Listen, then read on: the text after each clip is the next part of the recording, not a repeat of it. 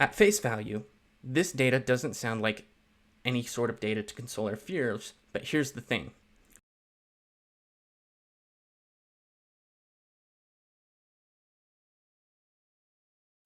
When we discuss the general state of the economy, the housing market, and the ever-changing job market, what really matters to us most is how it impacts our daily lives.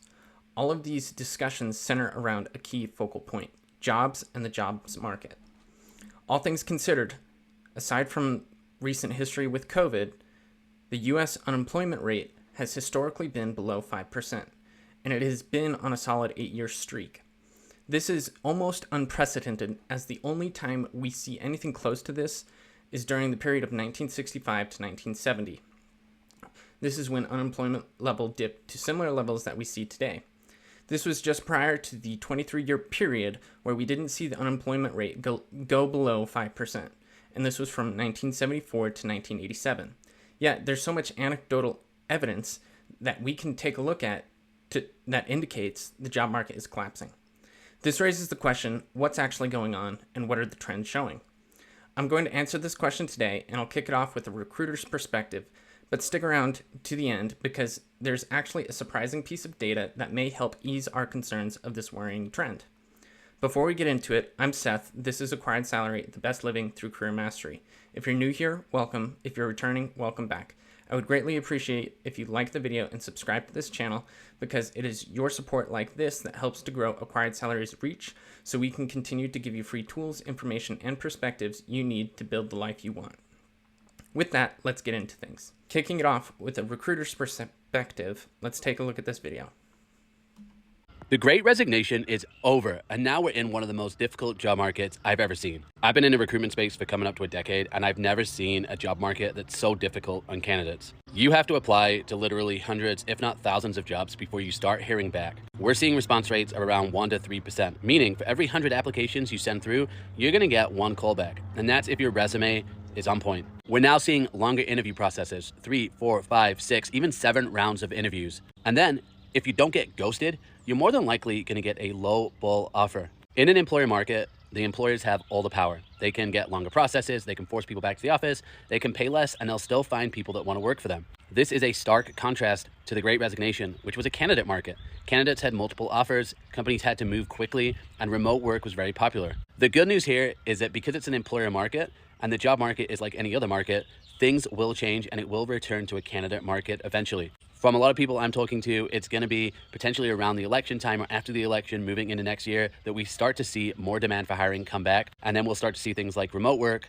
higher pay, and flexibility come back because that's what candidates want during the candidate market. The Great Resignation 2.0. In summary, the recruiter claims it is an employer market and that the Great Resignation is over. However, there may be a turnaround after the presidential election. Starting with anecdotal data, this perspective of a terrible job market seems to check out, as you don't have to look far to see the massive amount of videos or posts on LinkedIn of people getting laid off or talking about how they've been unemployed for a really long time and applied to thousands of jobs with little to no success. It's so bad, in fact, that we've seen some people demonstrate that they've been unemployed for over 2 years. This further checks out with the corporate media labeling this current job market trend as the Great Staying. People aren't leaving their job anymore because it's more difficult to do so and there's a lot of uncertainty in the economy. But what is the hard data saying? We need to see if it checks out and that we can validate the claims or if we can find evidence to the contrary. By taking a look at Indeed's job posting numbers, we can see a significant decrease in the number of job postings. As a matter of fact, if we take a look at this chart here, it shows that from 2020 to December of 2021, we saw a 65% increase in the number of jobs posted. However, now this has come down a total of 31%. Although the number reports we still have more job postings available, we need to keep in mind that Indeed has a perverse incentive to keep job postings posted even if they don't exist anymore. And this is part of what creates ghost jobs. With that being the case, the true number of jobs and job postings could potentially be even lower than what's being reported, which means the job market may be in an even worse condition than what this data is leading us on to believe. Moving on, we can further look into Indeed's reporting on wages and remote positions. Likely to no surprise, we see that both wages and the number of remote positions has declined. The number of highly desirable remote or hybrid positions has come down to only be 7.8% of job postings, which is off its peak of 10.4% of job postings. And as hybrid and remote positions and roles are highly desirable, this shows that companies are certainly pushing for a return to office, which many people consider a lower quality position. Further, the wages show that despite wage growth being above 2%, which is what people typically target as a bare minimum, it's still relatively low, only at 3.2%. This is worsened by the fact that wage growth hasn't outpaced inflation. So in most cases, even if a person is getting a raise, inflation is outpacing the rate at which they're getting a raise, making it so that they're falling behind. This further indicates that the positions that are being posted, again, are likely to be perceived, or as a matter of fact, are just a lower quality because they're not keeping up with inflation trends. All of Indeed's data validates the recruiter's perspective, but it isn't the only data that validates his perspective. As we look at the unemployment rate, it's clear that we've started to see an uptick in unemployment. Combining all of this data together, I think it's safe to say that yes, we are in a terrible job market, but we have yet to answer whether or not the market is actually going to turn around after the election. Well, taking a further look at the unemployment rate, we can see the most recent unemployment report triggered the SOM rule. And this rule is a leading indicator of an economy heading into recession. I hate to say it, but if we enter a recession, the job market is not going to have a turnaround and recover. But the SOM rule is just one indicator that we are on the brink of recession. However, with the seed planted, it's important that we investigate the new question of whether there are any other recessionary indicators. And unfortunately, there are other recessionary indicators. As we take a look at the 10-2 Treasury yield curve, it says yes, that we've inverted the yield curve and a recession is likely to come soon. Same goes with the real gross private domestic investment, more specifically GDP Now's projection of it.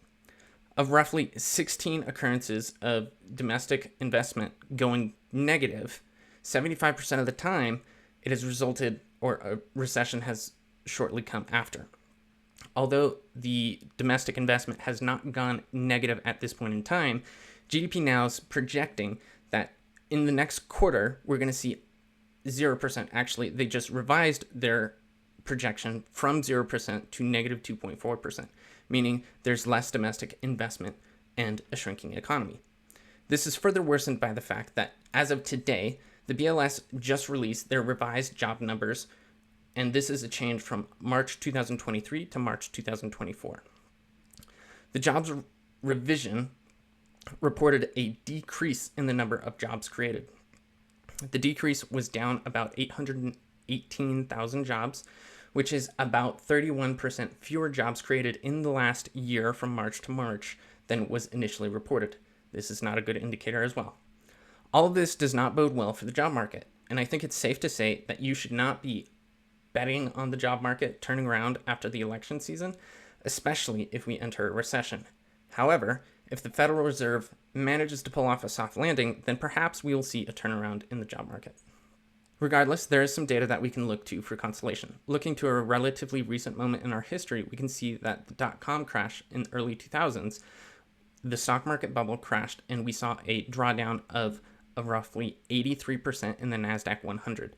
This took nearly 15 years to recover from, and it wasn't just isolated to the top 100 companies. More specifically, it wasn't isolated to tech.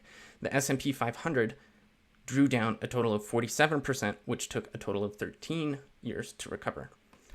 At face value, this data doesn't sound like any sort of data to console our fears, but here's the thing. Well, despite the US economy undergoing severe turbulence, the unemployment rate did not spike above 6.3%. And however, there was a dramatic raise in the unemployment rate, most people held their jobs and housing prices continued to go up. So yes, we are in a weaker job market right now, especially compared to 2022, but overall, compared to typical history, we are still in a strong jobs market. The only thing that would buck the US economy from being able to weather the turbulence is if we were to see a record-breaking spike in unemployment. Even if we were to see a record-breaking spike in unemployment, the Federal Reserve has levers that they can pull to ensure the broader economy stays resilient. And because of this, it's likely true that despite any immediate volatility, we can expect relative price stability, especially in the housing market and gas prices. Overall, what do you think? Are you fearful of a recession, or do you think the market is going to manage a soft landing? Please share your thoughts and comments in the comment section below. And if you've made it this far into the video, you may as well like the episode and subscribe to this channel so you do not miss out on future episodes to help you make the right moves so you can master your career. Speaking of career mastery, if you want to improve your leadership and management skills, I invite you to join the Acquired Salary community using the first link in the description below. There you'll get access to my management and leadership course, as well as the opportunity to schedule a one-on-one with me so we can go over how to directly apply these lessons to your specific situation.